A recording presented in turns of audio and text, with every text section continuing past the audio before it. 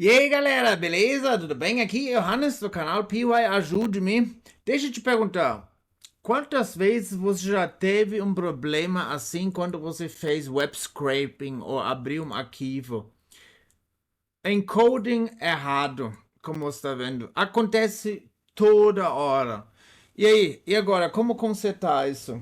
Sempre foi uma das minhas maiores prioridades de dar um jeito nisso aí. Porque eu sou professor de alemão. Eu trabalho toda hora com texto. E tanto em alemão quanto em português tem um monte de acentos que não são reconhecidos frequentemente direitinho. Olha o que você vai fazer. Bem simples. Você copia isso aqui, certo? Você faz um pip install primeiro. Depois você vai importar, né? Você vai fazer um pip install Charchef, certo? E agora, olha o que acontece. Line in big, blá blá blá, uma coisa, print line. E olha o que acontece. Consertou tudo direitinho. Não é uma maravilha? E aqui tem um monte de outras coisas que você pode fazer. Esse agora são todas as funções que vão rodar, né? Você também pode limitar isso um pouquinho. Olha, fazer esse módulo foi um trabalhão pra caramba. Não porque é difícil, mas para juntar todos os encoding errors que acontecem, ou que podem acontecer. Foi um trabalhão pra caramba. E você também, olha, o que você pode fazer. Você pode converter isso para ASCII.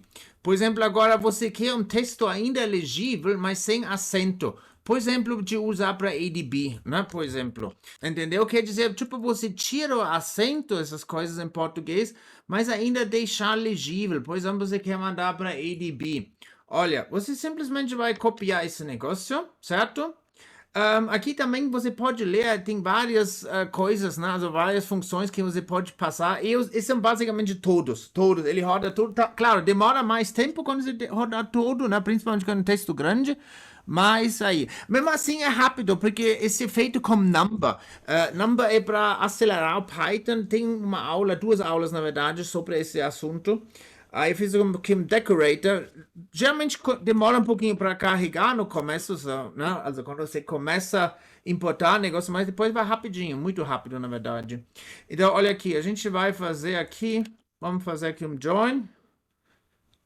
Olha lá, assim, join. E vamos rodar. Vamos já imprimir aqui em print. Fixei. Zero. Pronto! E como você está vendo aqui, né? Aqui a gente acabou de ver, tá corrigindo tudo bonitinho aqui. E olha aqui, aqui também agora, vídeos, agora como a gente tem aqui, né? O acento mudou agora para I, né? Estão protegidos. O A com tilde mudou agora para um estão, entendeu? Então esse serve basicamente, quando você só pode usar uma ASCII, texto ASCII, mas você ainda quer que fique legível, entendeu?